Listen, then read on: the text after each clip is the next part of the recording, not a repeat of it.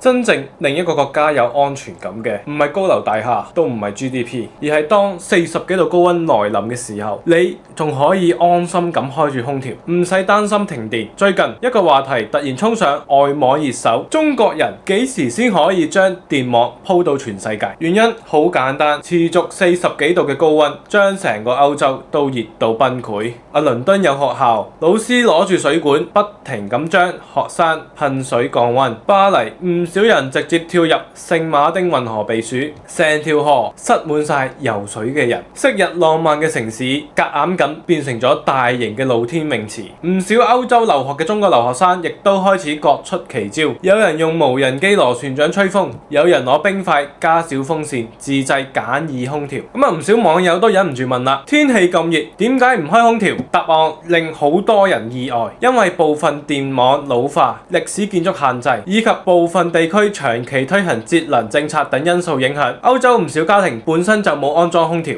一啲學校、醫院、公交車甚至地鐵站都冇完善嘅製冷設備，即使裝咗空調，部分地區嘅電網亦都未必可以支撐長期高負荷運行。於是你會見到醫院靠風扇降溫，學校下午停課，公交車悶到好似蒸籠咁，超市入邊嘅風扇一開門就俾搶購一空。而另一邊嘅中國同樣進入咗夏季，南方雖然持續高溫，但大部分家庭照常開冷氣，北方唔少地區氣溫依然舒適，即使進入全年用電高峰，全國大多數地方嘅人都好少擔心屋企突然停電。喺咁樣嘅對比之下呢，就令唔少外國網友羨慕不已。有人留言：中國幾時先可以將電網起到歐洲？亦都有網友開玩笑咁講：中國電網應該改名叫做人類電網，快啲嚟救救地球人。好多人唔明白，中國擁有14億人口，係世界工廠，同時亦都係全球算力增長最快嘅國家之一。點解仲可以保證咁穩定嘅供電？答案唔係一日建成嘅，幾十年以嚟，中國持續建設覆蓋全國嘅能源體系，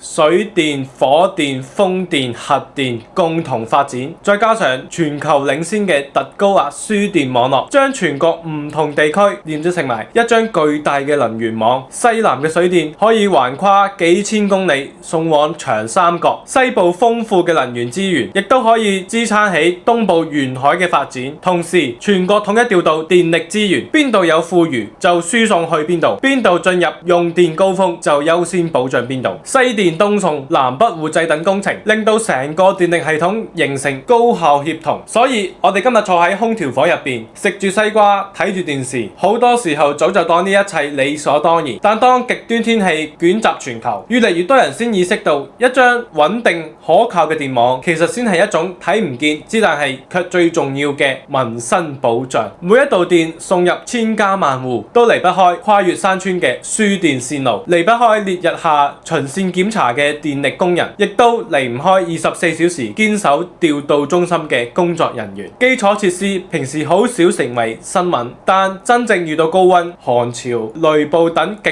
端天氣嘅時候，佢就默默咁支撐住每一個國家最平凡亦都最珍貴嘅日常生活。或許呢個就係越嚟越多外國網友開始羨慕中國電網嘅真正原因。好啦，如果你對電力電網感興趣，歡迎訂閱領取行業資料包。